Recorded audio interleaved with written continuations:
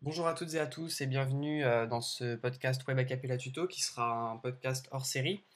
Dans ce podcast, on va voir une petite astuce permettant de réaliser un reflet sur une zone de texte, un reflet personnalisé sur une image, un reflet sur un bouton ou sur une couleur. Alors tout d'abord, une petite chose concernant les images. Quand vous ajoutez une image, vous pouvez automatiquement générer un reflet. Donc je vais chercher une image sur mon ordi. Voilà. On a ici une image. On peut l'agrandir évidemment et on peut automatiquement générer un reflet en cochant l'option reflet qui est en bas. Évidemment, l'option reflet ne se voit pas à la prévisualisation sur cette page, sur la page même pardon, d'édition. En revanche, en prévisualisation, vous pouvez voir le reflet de l'image. Donc là, on prévisualise, hop, et le reflet est là. Donc ça, c'est le reflet image. L'inconvénient d'un reflet image, il n'est pas personnalisable. Il y a très peu de paramètres qu'on peut changer, pour pas dire aucun. On ne peut pas changer la taille du reflet, l'intensité, l'opacité, etc. Donc il est assez limité. Ce que je vais vous apprendre à faire, c'est réaliser un reflet pour une zone de texte, pour une couleur ou un bouton. Donc c'est la même méthode pour les trois. Alors on va le faire avec un bouton parce que pour moi c'est ce qu'il y a de plus courant. On va choisir donc un bouton qu'on va mettre.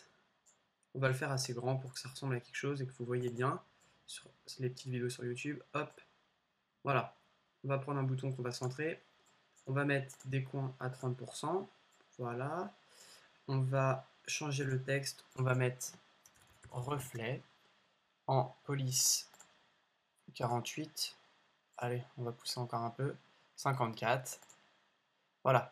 Enfin bref, ça c'est pas important. Voilà, une fois qu'on a ce bouton, on veut générer un reflet.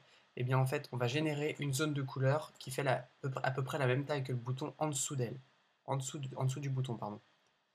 Voilà, on va caler ici.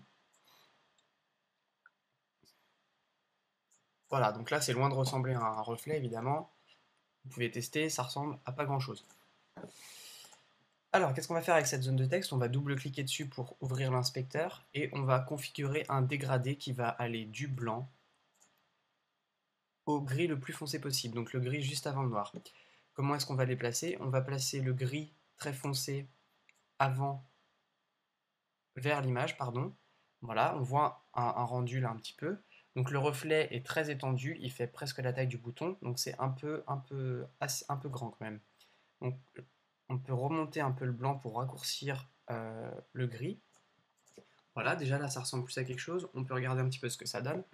Voilà, ça fait un peu un aspect reflet, mais ça reste trop violent. Donc, quand c'est comme ça, on va jouer sur l'opacité.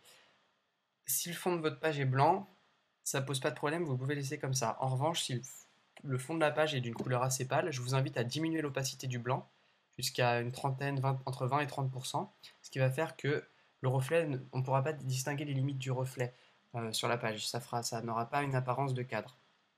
Et pour le gris, je vous invite à le descendre également. Donc après, c'est vous qui choisissez. Voilà. Là, on teste. Hop, déjà, ça ressemble un peu plus à un reflet. Personnellement, je trouve que c'est encore un peu trop opaque. Pour l'améliorer encore un peu, on peut configurer les coins. Donc, par exemple, on va générer des coins de 15 pixels. Voilà, ça fait quelque chose qui a une apparence encore un peu plus intéressante. Et ce que je conseille, moi, c'est de placer la zone de reflet à 1 pixel de décalage avec la zone à refléter. De cette façon. Voilà, là, vous avez un reflet qui commence vraiment à ressembler à un reflet. Après, évidemment, il faut travailler un petit peu. Donc, on peut jouer sur l'opacité totale. Voilà, diminuer un peu. Replacer ça correctement. On peut jouer sur l'opacité encore du gris qu'on a choisi. Voilà. Et là, on a vraiment quelque chose qui ressemble à un reflet. On peut encore jouer un peu sur les angles pour que ça ait une apparence encore plus intéressante. On peut le diminuer, on peut l'augmenter. Personnellement, je verrais un reflet un peu plus court, avec une opacité un peu plus faible. Voilà. Évidemment, quand on a un bouton simplement comme ça avec un reflet, ça ressemble pas forcément à un reflet si on regarde que ça, mais sur une page internet avec un fond, avec d'autres éléments, etc., le reflet va vraiment avoir un rendu intéressant.